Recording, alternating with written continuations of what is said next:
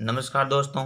आज अपन बात करने जा रहे हैं अनोरा चौहान के बारे में, जो इतिहास की दृष्टि से बहुत ही महत्वपूर्ण पार्ट है।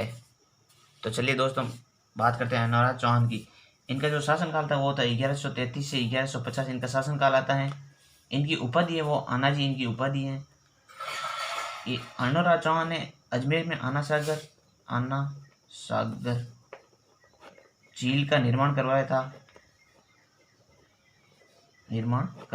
अनोरा चौहान आना सागर झील का निर्माण कर रहा था। और इस झील के किनारे जो जहांगीर था, जहांगीर ने इस अनार सागर झील के पास में दौलत बाग का निर्माण करवाया था, जिसे वर्तमान में सुभाष उद्यान कहा जाता है। क्या कहा जाता है? सुभाष उद्यान। वर्तमान में सुभाष उद्यान कहा जाता है। इस सुभाष उद्यान में जहांगीर की सास थी, जिसका नाम था अस्मत बेगम। इसने यहाँ पर इत्र बनाने की पेशकश शुरू कर दी थी। और इस अस्मत बेगम का एक पति था, जिसका नाम था एतमादौला। एतमादौला ने आगरा में पित्रादुरा शैली में मकबरा का निर्माण कराया था। कौन सी शैली? पित्रादुरा शैली में मकबरा का निर्माण करवाया था। मकबरा का निर्माण करवाया दिया था। जहांगीर के बाद में शासक आता है शाहजहां ने इस अनासागर झील के पास में 12 दर्री की छतरियों का निर्माण करवाया है। 12 दर्री की छतरियों का निर्माण करवा दिया था इस जहांगीर ने। जो ये पित्रादुरा शैली होती है, ये पित्रादुरा शैली एक संगमरमर का एक पत्र होता है। उस पत्र पर हीरे और जेवरातों की जो सुनहरी नक्काशी की जाती है, उसको कहा जाता है पित्रादुरा शैली। बात करते हैं अब इसके विवाह से संबंधित। 1134 की ये घटना है गुजरात के एक चालुक्य शासक था, जिसका नाम था जयसिंह सिद्धराज।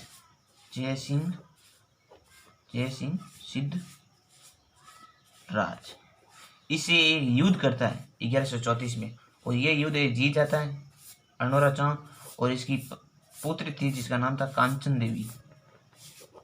इस कांचन देवी से विवाह कर लेता है, और विवाह करके सकुशल अजमेर पहुंच जाता है। अजमेर आ जाता है। थोड़े समय बाद ये दोनों एक गेम खेलते हैं, जिसका नाम है चौसा का। आपको पता है एक गेम होता है, चौसा का गेम खेलते हैं ये दोनों बैठे।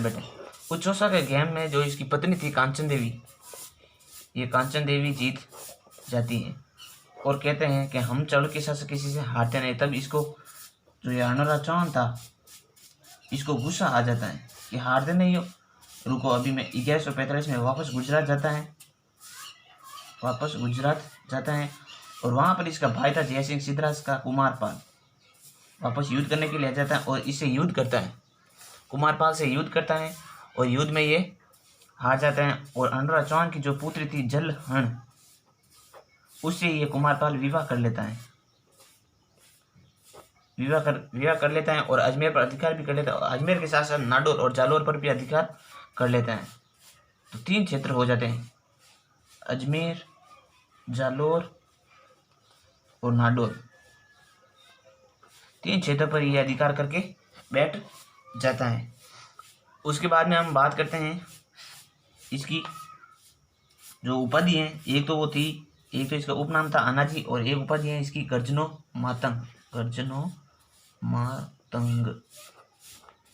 मातंग। ये इसकी उपाधि है।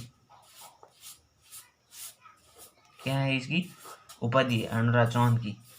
उसके बाद में बात करते हैं अब पुष्कर की। पुष्कर में आनाजी के द्वारा, अनोरा चौहान के द्वारा या आनाजी के द्वारा पुष्कर में वरा मंदिर का निर्माण करवाया जाता है। वरा मंदिर का निर्माण करवाया जाता है। और जहांगीर आता है, इस वरा मंदिर को पुष्कर की झील में फेंक देता है, या पुष्कर की घाट में फेंक देता है। चीर और फिर काट में फेंक देता है और इसको गुस्सा आ जाता है। लेकिन अब क्या करे, जहांगीर के आगे बस इसकी चलती नहीं थी, इसलिए कुछ कर नहीं सका। और अंत में इसका एक पुत्र होता है जिसका नाम होता है जगदेव। जगदेव ने अनुराग चौहान की क्या कर दी थी, हत्या कर दी थी। अपने मतलब शासक बनने के लिए अनुराग चौहान की हत्या कर दी थी और खुद शासक बन गए थे। 2 वर्ष बाद खुद भी मर गए। 2 साल तक इसने जगदेव ने शासन किया और बाद में खुद भी मर गए। उसके बाद में जो अगला शासक आता है वो है विग्रहराज चतुर्थ। विग्रहराज चतुर्थ, जिसकी चर्चा हम नेक्स्ट जो वीडियो है अपना उसमें करेंगे। धन्यवाद दोस्तों, आप हमारे चैनल को सब्सक्राइब करें और लाइक करें ताकि हम भी जोश में आकर के आपको एक और अच्छा वीडियो बना करके दे जो आपके फ़ायदे के लिए अच्छा साबित होगा। धन्यवाद।